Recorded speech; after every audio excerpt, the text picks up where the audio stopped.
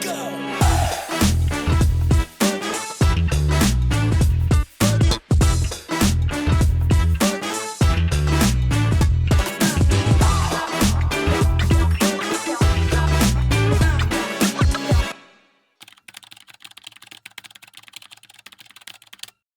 and welcome to HR Debatable. My name is Nelly Verlinden. I'm your host, and today I'm being joined by two fantastic guests once again. I'm here with Carla Serra and Lothar de Kijne. Hi, Carla, and hi, Lothar.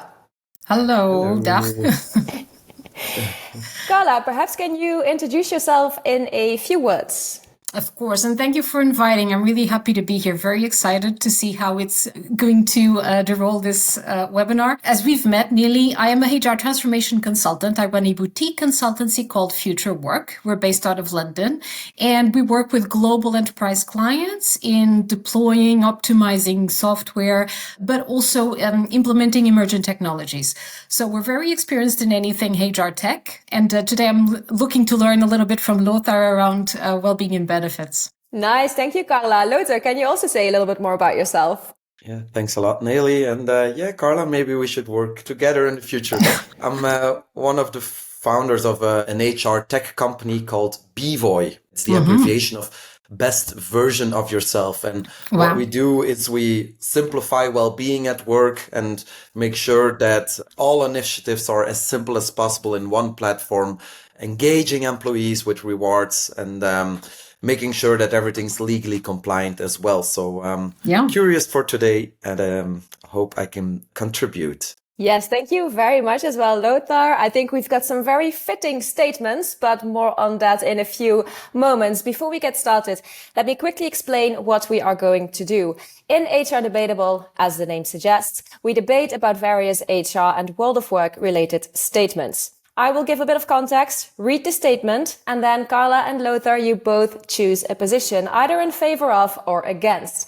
Of course, you will get the opportunity to defend your position so that we have an actual debate. And I might play the devil's advocate every now and then to spark the debate further. Are there any questions? No, looking forward to it. Let's go. Let's go, indeed. All right, our first topic of today is around HR transformation and HR tech. HR technology investments have been growing consistently for the past years.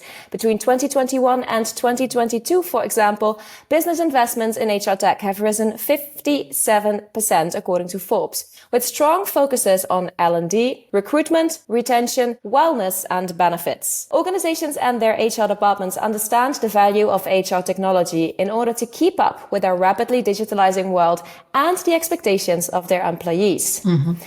And yet, few companies are measuring the returns they've received from their investments in HR technology. As a result, SHRM reports, experts say that there has been a considerable waste and unmet expectations from technology investments that were ill-conceived or because new platforms didn't receive the proper care and feeding once introduced into the organization. A common roadblock for HR teams when it comes to investing in HR tech is leadership approval. Key decision makers and stakeholders need more information on the ROI and tangible benefits to get on board. And this gets us to our first statement. As long as the ROI of HR tech isn't clear, HR transformation will never fully take off. All right, I'm going to ask you what you vote on this. Carla, you first. I definitely agree. I think that, there's a problem with strategy up front. That's what I see over and over with clients. There isn't a clear vision of how that technology should be paired with the strategy in order to align with results. So often the ROI measurement is failing because of that. We cannot track it back to something. It was more like, let's just shop. Technology will solve everything. The more, the better. But then technology like a car or a home requires governance. And that's where the ROI starts falling behind. All right. Nice way to start on this debate. Lothar, what do you vote on this? Yeah, let's get it on. I do not agree. Oh, wow. Nice. Well, then I'll let you elaborate on that as well. Well, I think that it really depends on certain company cultures and leadership visions in terms of what might work and does not work. And well-being isn't something as tangible as, for example, solar energy, for example, where you can really measure the impact of how much you receive out of your investment.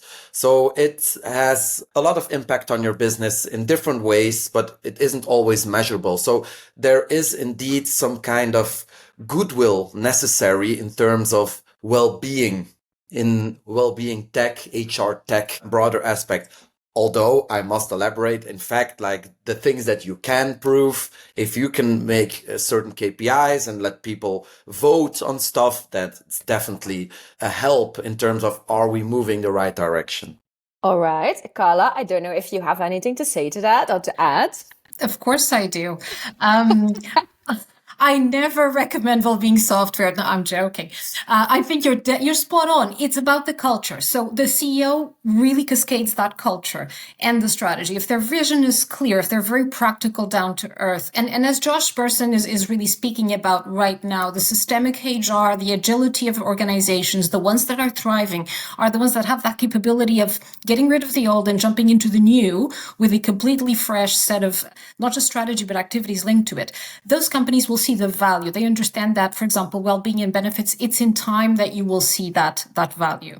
Otherwise, you will end up with clients like I have that have gone on a shopping spree the last 10 years. They now have a HR technology stack that doesn't link. They don't know how to clean it up. And of course, the last thing they're going to think about is in investing in any extras. So they're missing out on opportunities in emerging technologies and other technologies that actually support retention, such as the software that you work with. Now, realistically, I would say that I have encountered any well-being benefit software to be very, very relevant, just a note to wrap up, with anything that is frontline workers, for example, care industries that I have worked with in the past. I couldn't finalize a HR technology roadmap without the software complementing. It was inevitable, for example. All right. Lothar, you want to say something? Otherwise, I'm gonna... Okay. Maybe to wrap up, indeed, it's a multi-dimensional aspect and software is just one component. And you need to see the whole picture. You have leadership, but you also have external parties in terms of workshops and keynotes and teams being able to communicate with each other. And then there's indeed that layer of software. So the reason why it's so hard to measure that ROI as well is because it's all so connected to each other. It's like, okay, being friendly in the office, what's the ROI of it?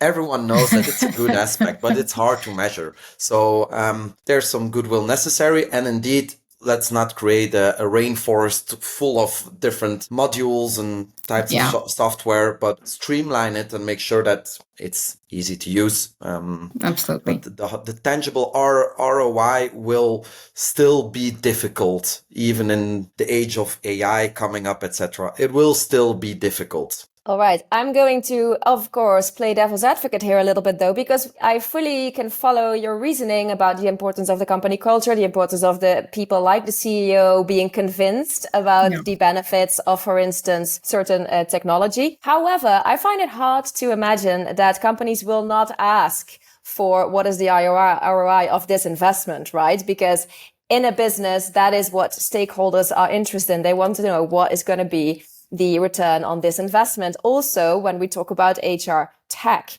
So my question for you is, where does this come from, though, this issue with ROI? Are perhaps we in HR, are we maybe a little bit afraid of the word ROI? And do we maybe not know how to calculate it? Regardless for now of the fact that, yes, it may be more difficult to calculate the ROI of one type of technology than for another. But where does this come from? Are we maybe just a bit hesitant to actually dip our toes into this whole ROI calculation? What's the reason for that? Carla, you first if you want. Yeah, you got me thinking there. And for a moment, I had a flash, that I am the dinosaur on this call. So if I think over 10 years ago, when I got my first clients, I was working in the software vendor space at the time. When I got my first clients implementing full talent management suites and essentially learning and development were the areas where we were strongest. But those clients were coming from mostly paper-based processes, or if we were lucky, they had already a tool developed in-house that didn't connect to the other tool they had bought or maybe developed in-house. So the ROI was almost immediate. It was easy to measure, right? But I think we all forgot to measure in time, because that is the whole point. You need a good 3 to 5 years. You have to have periodic reviews with your software vendor to really understand, am I on track? Am I getting the best out of it? I saw clients after 5 years never having reviewed the whole software and understood what were the new releases, what was coming that could really help them, the new integrations with whatever tools that could promote that engagement, that retention.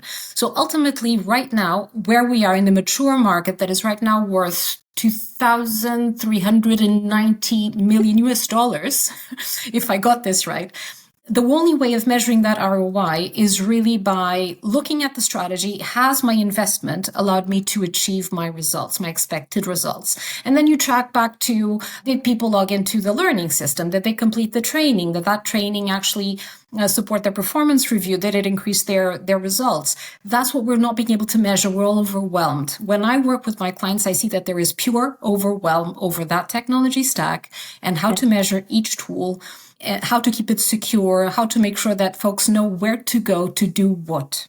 So that is the challenge with the ROI that I'm seeing. Yeah.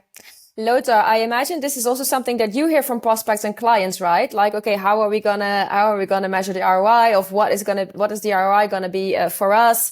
Yeah. Would you like to say something about that? Yeah. So first of all, I think that the hard ROI is really meant for what the business focuses on. And that's the product or service that it delivers to the markets.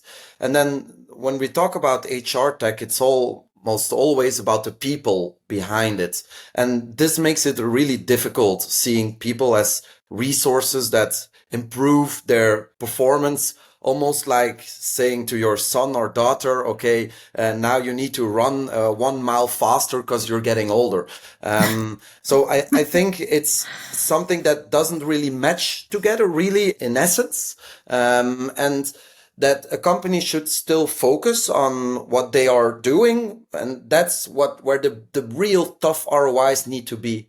And then second, there is the whole holistic well-being aspect of mental, physical, financial well-being that have an impact on the people providing that service or that product. And we evolved from very hierarchical business perspective in terms of work for your money towards more, this is a life where everyone works together and we want to make the best out of it as employees, as a company. There's also, you see it with the ESG regulations with Europe, that it's not only the financial reporting, but we're looking broader.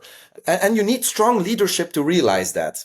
That if you, for example, help one person in your company to achieve a better financial well-being, that it will not instantly be able to be seen in the bottom line of the company's revenue, but that you will have an impact on a broader scale. And in terms of maybe employer branding, if you're talking about ROI, in terms of employees being more happy or grateful about what you're doing. So if we look at secondary goals of a company, I guess that the ROI is maybe less tangible, and we make it tangible by surveys. And okay, it's also, it's nice, but you need to ask the right questions about the right topics and get everyone involved in it.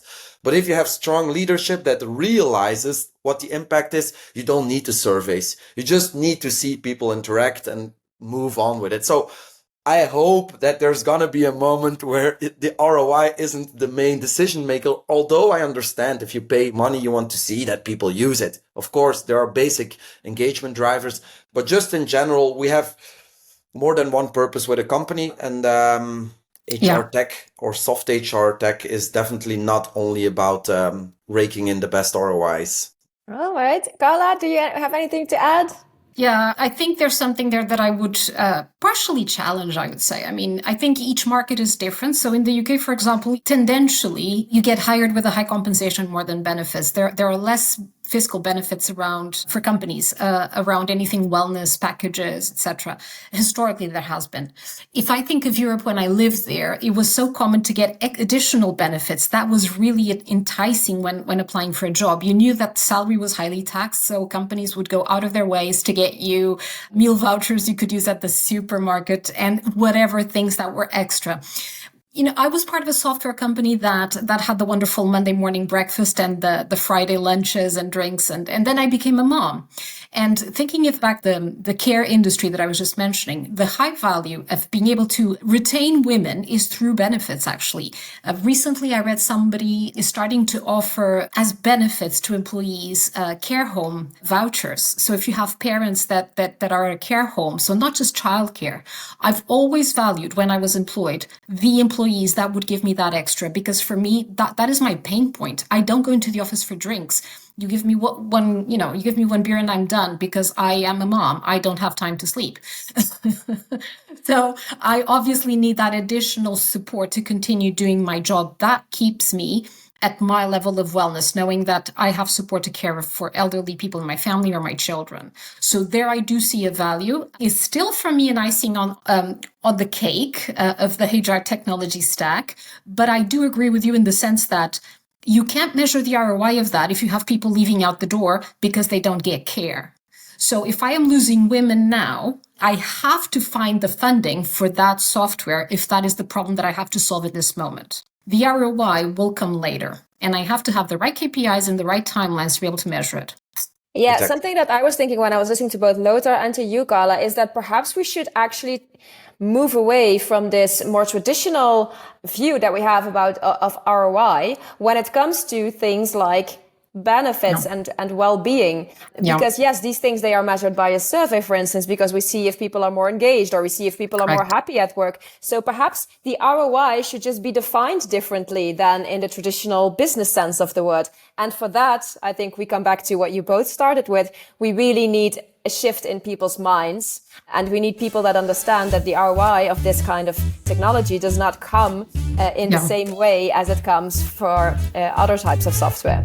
Agreed. I think that wraps it up.